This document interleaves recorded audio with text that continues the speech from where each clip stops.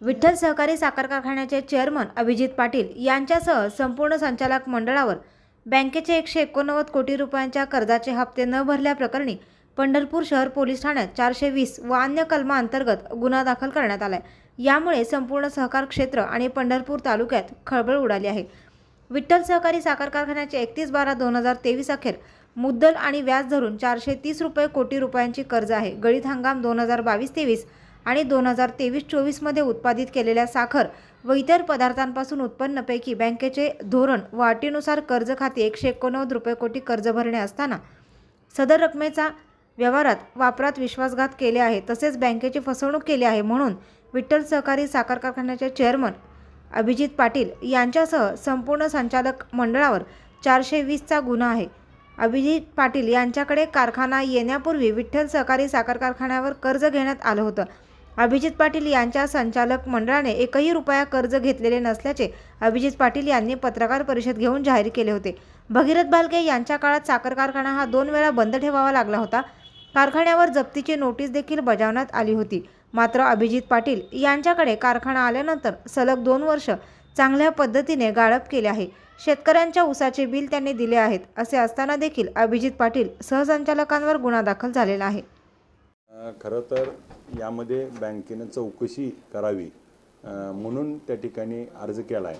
परंतु या निमित्तानं आपल्याला माझ्या माध्यमातून सांगतो सभासदांना की गेल्या वर्षी जे काही थकीत ऊसाचं बिल होतं मागच्या संचालकांनी बुडवलेलं ते दिल्यामुळं आणि गेल्या वर्षी आपण 2500 रुपये दिले, तोडणी वाहतूक ऊसाचा भाव सगळं दिलं, यावर्षी देखील रेग्युलर चालू आहे। त्यामुळं कोणीही घाबरून जाण्याचं काही कारण नाही।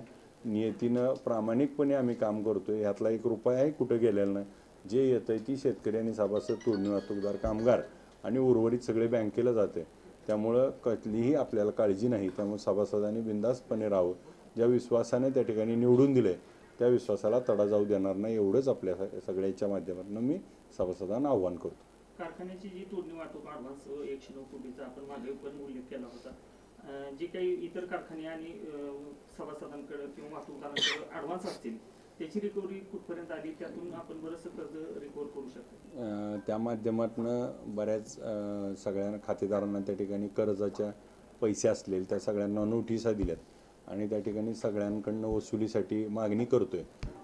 जे वसुलीला रिस्पॉन्ड करत नाहीत त्यांच्यावरती कोर्टामध्ये दावे दाखल करणं असेल, 138 दाखल करणं असेल, कराराच्या बाबतीत हे सगळ्या गोष्टी सुरू आहेत। जवळजवळ 950 केसेस आता कोर्टामध्ये सुरू केलेल्या आहेत आणि 2,30,00,000 रुपये आत्तापर्यंत वसूल झाला आहे आणि त्या माध्यमातून मागची देणी देखील देण्यास सुरुवात आहे।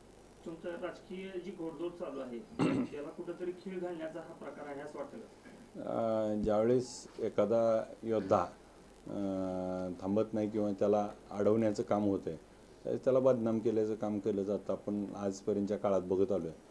त्यामुळं हे अशा षडयंत्रातनं काही होणार नाही, कारण सभासद, शेतकरी आणि पंढरपूरकरांचा, मंगळाकरांचा विश्वास त्या ठिकाणी माझ्यावरती आहे आणि मी प्रामाणिकपणे काम करतोय। त्यामुळे सत्याचा विजय नक्की होईल। 2 दिवसापूर्वी सोशल मीडियावर जी बँकेने जी कारवाई केली त्या संदर्भात जी आहे त्याची माहिती सांगा। 2 दिवसापासून जे काही पोलीस स्टेशनच्या बाबतीत तक्रार झाली सोशल मीडिया आणि काही माध्यमांच्या माध्यमातून ऐकायला मिळते। खरं तर 2021ला मी संचालकच नव्हतो आणि हे सगळं कर्ज 2021च्या पूर्वी काढलेलं आहे। त्यामुळे मी कर्जच घेतलं नाही, त्याच्यामुळे बँकेची कुठेही फसवणूक केलेली नाही। आज बँकेची संवाद सुरू आहे, किती पैसे भरायचे, काय करायचं आणि त्यातून मार्ग काढायचा। परंतु दरम्यानमध्ये अशी काही पावलं उचलली जातात, वर देखील मी बँकेशी संपर्क साधून बँकेकडनं त्या ठिकाणी मार्ग काढावा अशा भूमिकेत आम्ही आहोत। आज कारखाना गेल्या हंगामात 2 वर्ष बंद होता, तो गेल्या वर्षी सुरू झाला। 7,26,000 गाळप झालं, त्याचं 2500 रुपयानं बिल दिलं, तोडणी वाहतूक, कामगाराचे पगार थकले होते ते आज सुरळीत सुरू आहेत आणि आज 5,70,000चा गाळपाचा टप्पा पार केल्यामुळं खऱ्या अर्थानं कारखाना चांगला चालला आणि जिल्ह्यामध्ये दराची स्पर्धा त्या ठिकाणी लागल्यामुळं हे काही लोकांच्या माध्यमातून त्या ठिकाणी अडचणी आणण्याचं काम होतं।